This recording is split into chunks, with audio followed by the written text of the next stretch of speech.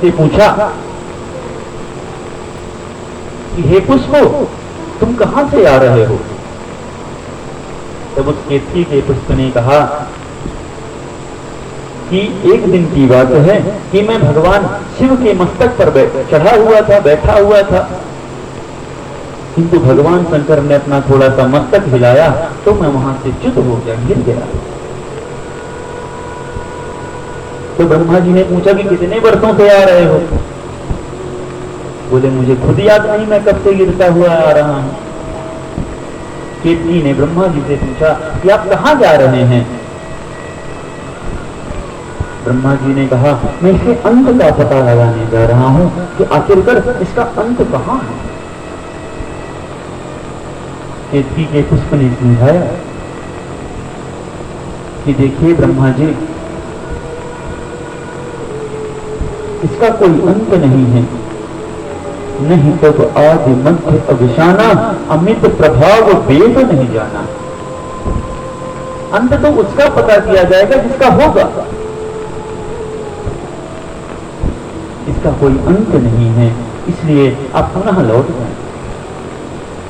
ब्रह्मा जी ने केतकी के पुष्प से कहा कि देखो मैं शर्त लगा करके आया हूं, मैं विधाता हूं, मेरा हार जाना उचित नहीं है, इसलिए तुम एक काम करो, मेरी तरफ से नीचे जाते ही विष्णु जी से बोल देना कि हाँ ब्रह्मा जी अंत का पता लगा आए हैं। केतकी के पुष्प को कुछ प्रलोभन दे दिया। लोभ अच्छे अच्छों को नष्ट कर देता है। आज केतकी के पुष्प में भी केतकी के पुष्प को लोभ आ गया। तभी कुछ कहीं पुराण पर वर्णन है कि एक गौ माता भी आकाश से चली आ रही है, तो ब्रह्मा जी ने उनको भी मना लिया। हे गौ माता, आप जगत का कल्याण करने वाली हैं, मैंने ही आपको प्रकट किया है, आप मेरी तरफ से एक गवाही दे देना।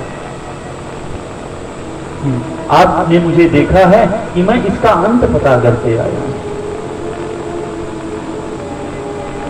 गौ माता ने भी स्वीकार कर लिया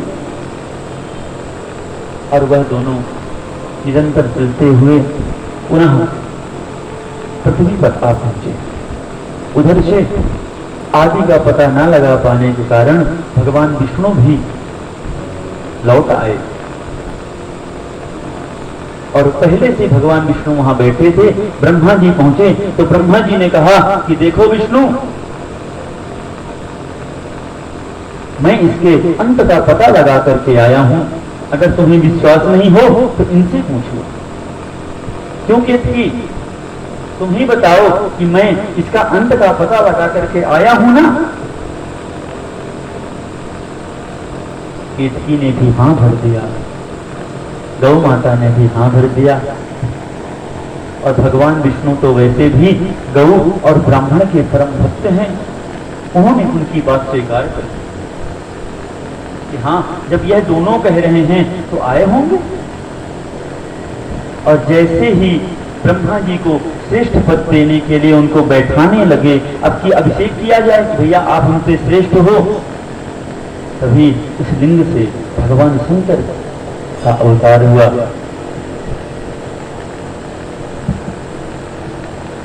भगवान शंकर प्रकट हुए। बोले भोलेनाथ भगवान की जय।